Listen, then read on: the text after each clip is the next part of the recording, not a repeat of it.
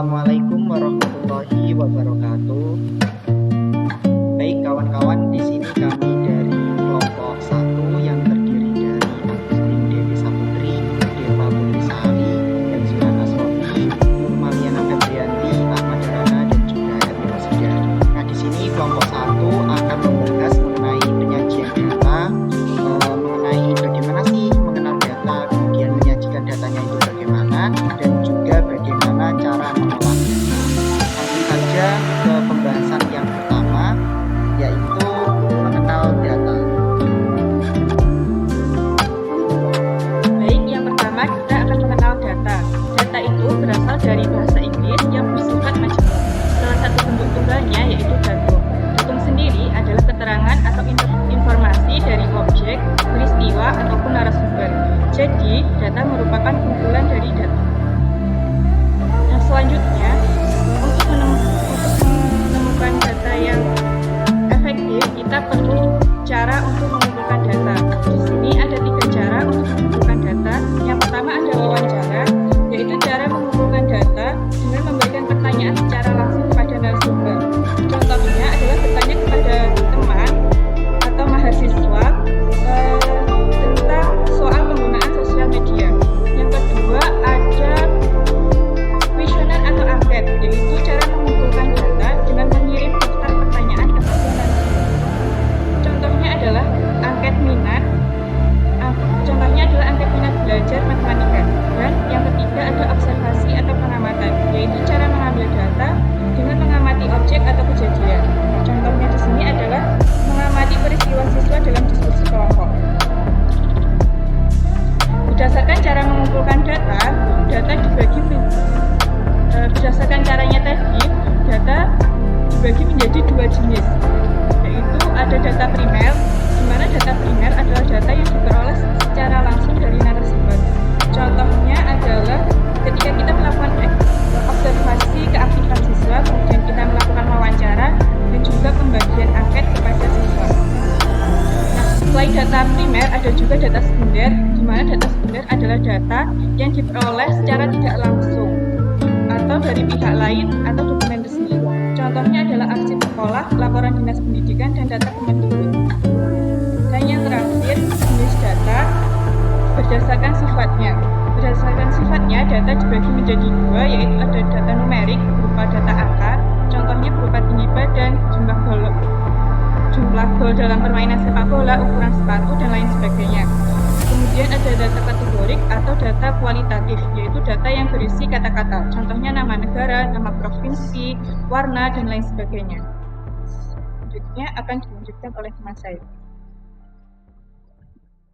Oke, selanjutnya di sini ada cara untuk menyajikan data. Di sini ada 4 cara. Yang pertama itu menggunakan tabel, diagram batang, diagram garis, dan diagram lingkaran. Nah, di penyajian data dalam bentuk tabel itu terdiri dari 3, ada tabel baris dan kolom, tabel kontingensi, dan juga yang terakhir tabel distribusi frekuensi. Nah, ini contoh dari tabel baris dan kolom. Ini contoh dari tabel kontingensi. Kemudian ini tabel distribusi frekuensi. Selanjutnya ini untuk penyajian data dalam bentuk diagram juga ada 3. Ada diagram batang, diagram garis, dan juga diagram lingkaran. Ini untuk contoh diagram batang. Ini untuk contoh diagram garis. Ini untuk contoh diagram lingkarannya. Nah, ini.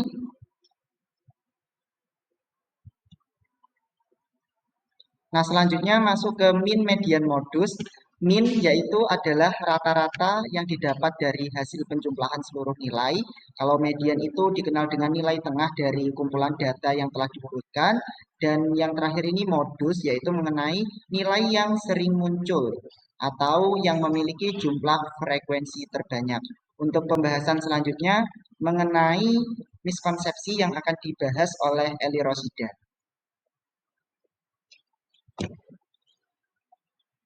Untuk miskonsepsi itu dalam pembelajaran di tingkat SMP itu berbagai penelitian itu menunjukkan bahwa siswa itu kerap mengalami miskonsepsi pada materi ini. Nah, di sini yang kami dapat pada miskonsepsi yang pertama itu dalam penelitian Saidah dan Wijayanti tahun 2022 itu ada kesalahan transformasi, kesalahan pemahaman soal, dan kesalahan mengingat konsep dasar statistika. Di mana contohnya kesalahan transformasi itu seperti ada kesalahan dalam menentukan letak nilai tengah pada tabel frekuensi. Kemudian kesalahan memahami soal cerita, kemudian ada juga kesalahan memahami konsep. Itu seperti siswa itu kebalik dalam mendefinisikan antara sampel dan juga populasi. Nah, untuk penyebabnya bisa jadi miskonsepsi seperti ini itu disebabkan karena siswa itu tidak memahami rumus statistika. Sehingga kita sebagai guru nanti bisa melakukan intervensi itu berupa menekankan pada pembelajaran yang bermakna agar apa yang dipelajari oleh siswa itu lebih melekat pada ingatan siswa, tidak dilupakan begitu saja. Selanjutnya bisa juga kita itu dengan melakukan pembelajaran matematika itu dengan menghubungkan konsep ke cerita nyata atau kontekstual. Untuk miskonsepsi yang kedua, itu pada penelitian yang dilakukan oleh Asidiki dan Setiawan tahun 2021 dan juga oleh Sari dan Berna tahun 2020 itu mendapatkan miskonsepsi berupa kesalahan siswa dalam menentukan median. Bisa dilihat pada gambar. Ini contohnya yaitu ada tabel nilai dan frekuensi. Nah, tetapi di situ siswa itu salah dalam menjawab karena siswa itu belum paham bahwa frekuensi itu menunjukkan bahwa nilai tersebut ada 4 kali misalnya.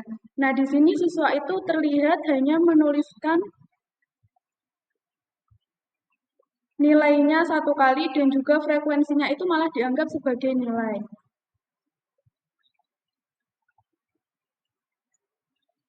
Sehingga miskonsepsi seperti ini itu bisa disebabkan karena siswa kurang memahami konsep dan juga kurangnya ketelitian siswa. Sehingga kita sebagai guru bisa melakukan intervensi berupa menekankan pada pembelajaran yang bermakna, memberikan latihan yang bertahap, terutama memberikan pemahaman kepada siswa bagaimana cara untuk membaca tabel dan juga definisi dari tabel tersebut itu bagaimana. Dan yang terakhir bisa juga dengan membiasakan siswa untuk melakukan self-checking atau pemeriksaan ulang setelah menyelesaikan soal. Untuk miskonsepsi yang ketiga, dalam penelitian yang dilakukan oleh Dewi et al. Tahun 2020, itu beliau menemukan bahwa miskonsepsinya itu salah dalam menentukan rata-rata suatu data. Di mana dalam penelitian ini terlihat bahwa siswa itu sudah memahami maksudnya soal, tetapi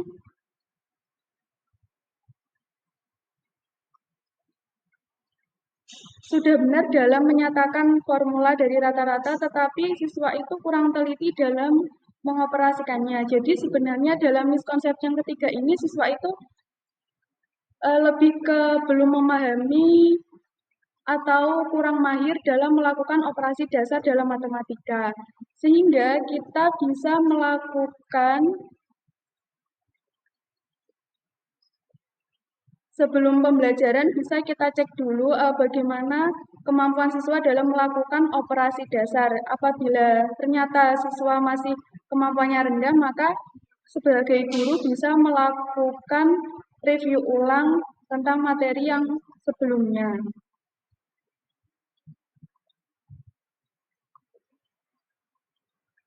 Untuk miskonsepsi yang keempat, juga dilakukan oleh Dewi et al. Penelitiannya, tetapi dengan masalah yang berbeda yaitu siswa salah dalam menganalisis suatu data.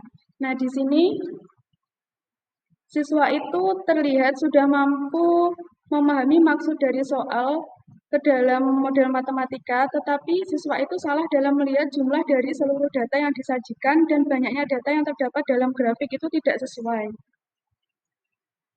Ini datanya, grafiknya itu seperti ini, seharusnya jumlah datanya itu ada 5, tetapi siswa itu malah menuliskannya 6.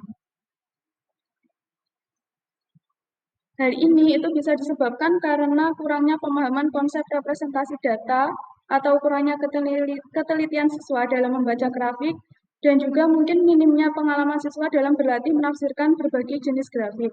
Sehingga intervensi yang bisa dilakukan itu bisa dengan memberikan latihan terstruktur membaca grafik yang dimulai dari data sederhana hingga kompleks. Atau juga bisa menggunakan bantuan media konkret dalam proses pembelajaran.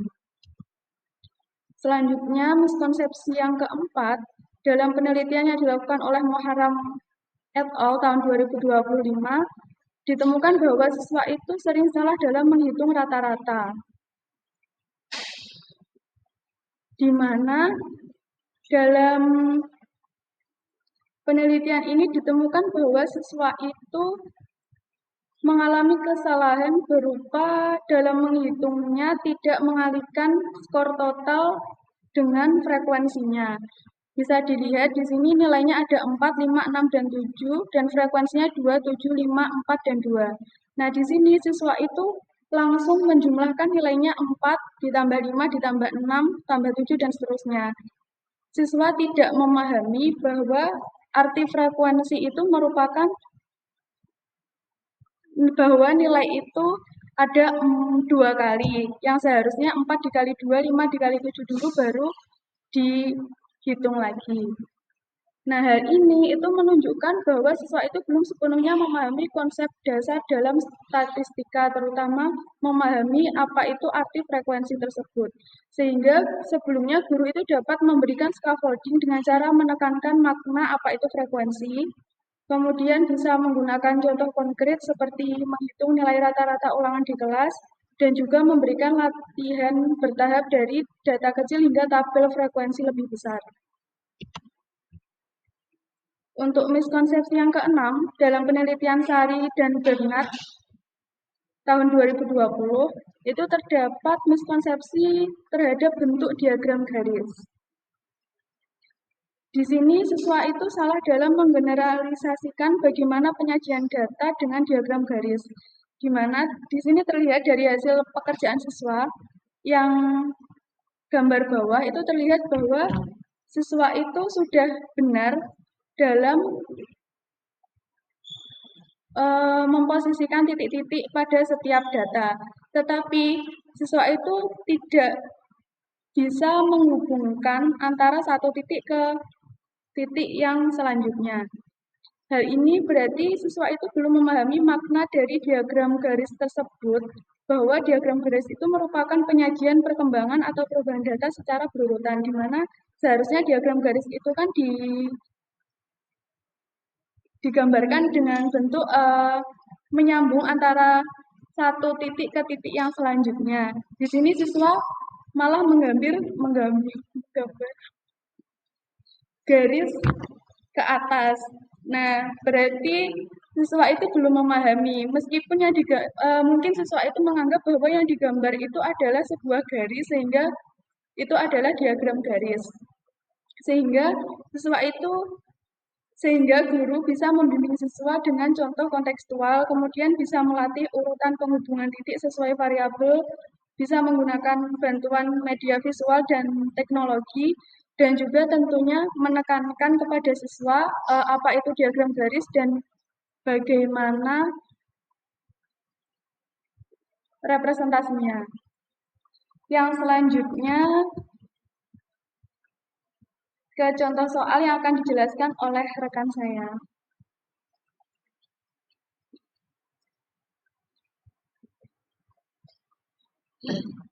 Baik, kita akan masuk ke dalam contoh soal.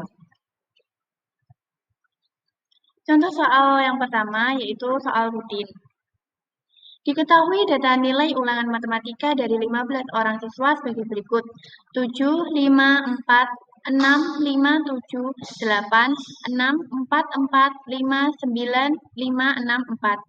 Nah, berapa banyak siswa yang nilainya di atas rata-rata adalah diketahui adalah data nilai siswa sebanyak 15 orang. Nah, kita bisa membuat tabel distribusi frekuensi terlebih dahulu. Kemudian kita menghitung nilai rata-rata, yaitu banyaknya data dibagi dengan jumlahnya data.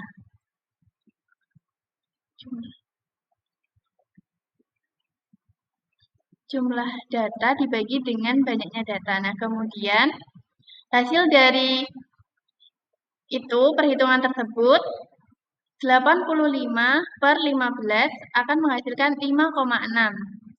Nah, 5,6 ini adalah nilai rata-rata. Yang ditanyakan adalah nilainya yang di atas rata-rata. Berarti mulai dari nilai 6. 6, 7, 8, dan 9. Berapa banyak yang nilainya di atas rata-rata? Ada 3, ditambah 2, ditambah 1, ditambah 1. Jadi, nilai yang di atas rata-rata berjumlah 7 siswa. Kemudian ada contoh soal berikutnya dijelaskan oleh rekan saya.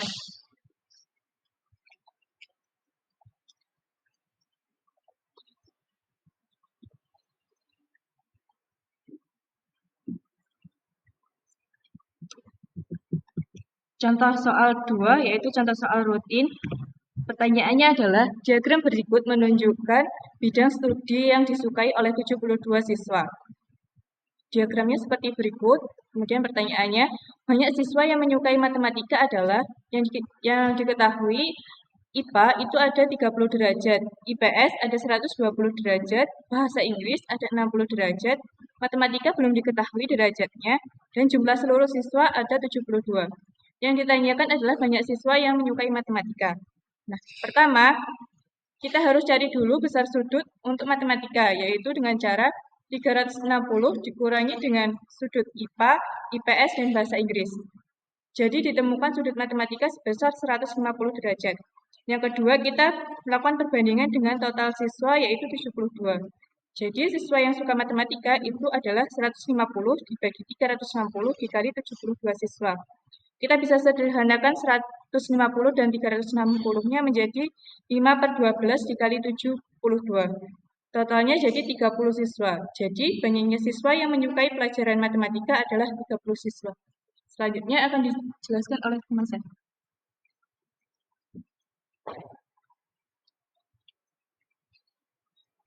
Selanjutnya kita masuk pada contoh soal non rutin. Di sini saya mengambil contohnya adalah soal AKM numerasi.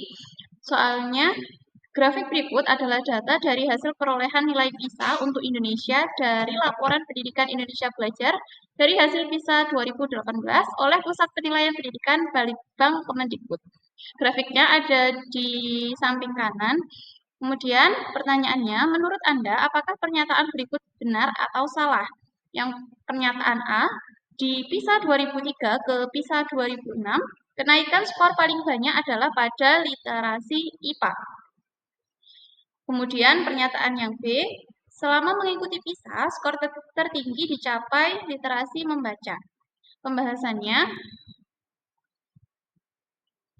mari kita coba amati di grafik sebelah kanan ini. Hasil PISA dari 2003 ke 2006, di sini yang disoroti adalah pada hasil literasi IPA. Literasi IPA itu disimbolkan dengan garis putus-putus, kemudian ada bulat di tengahnya. Di gambar grafik yang disajikan pada hasil PISA 2003 ke 2006, di sini perolehan hasil literasi IPA justru malah menurun, sehingga pernyataan A di soal ini dia bernilai salah. Kemudian pada pernyataan yang B, selama mengikuti PISA, skor tertinggi dicapai literasi membaca. Apakah pernyataan ini benar? Mari kita amati lagi grafik yang disajikan. Di sini ada garis merah untuk membantu kita membaca data hasil perolehan PISA. Pada tahun 2000 kita berfokus dulu pada hasil skor membaca. Hasil skor membaca pada tahun 2000 di sini dia bulatnya itu mendekati 370, agak naik sedikit jika di zoom. Maka kisarannya hasil perolehannya adalah sekitar 371. Kemudian pada tahun 2003 hasil skor membacanya dia meningkat di sini sekitar 382 dan begitu seterusnya hingga kita mendapat data seperti pada tabel di sebelah kiri. Setelah membaca data tadi, kemudian kita total skor penilaian tertingginya diperoleh pada skor IPA yaitu 2745. Sedangkan di pernyataannya disebutkan bahwa skor tertingginya dicapai oleh literasi membaca. Maka pernyataan yang B ini juga bernilai salah.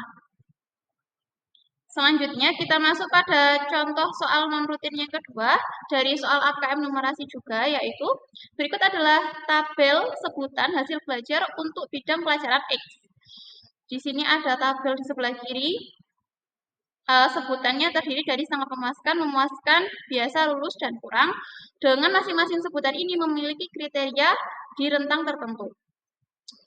Pelajaran X terdiri dari 3 ujian yang akan dirata-rata untuk menentukan nilai akhir.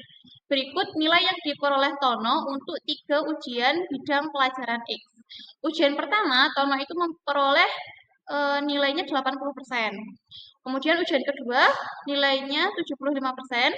Dan ujian ketiga ini nanti yang akan kita prediksi supaya si Tono itu bisa memperoleh sebutan sangat memuaskan. Nah, pembahasan dari soal ini yaitu kita membahas mengenai MEAN. MEAN diperoleh dari jumlah data dibagi dengan banyak data. Jumlah datanya itu adalah dari data hasil ujian yang pertama yaitu 80, dijumlahkan dengan data hasil ujian yang kedua yaitu 75, dijumlahkan lagi dengan data hasil ujian ketiga karena kita belum tahu maka di sini saya simbolkan dengan C. Hasil penjumlahan data itu tadi kemudian dibagi dengan banyaknya data. Banyaknya data di sini ujiannya 3 kali, maka banyaknya data adalah 3. Sedangkan nilai rata-rata yang ingin diperoleh adalah minimal 80 karena dia ingin memperoleh sebutan sangat memuaskan.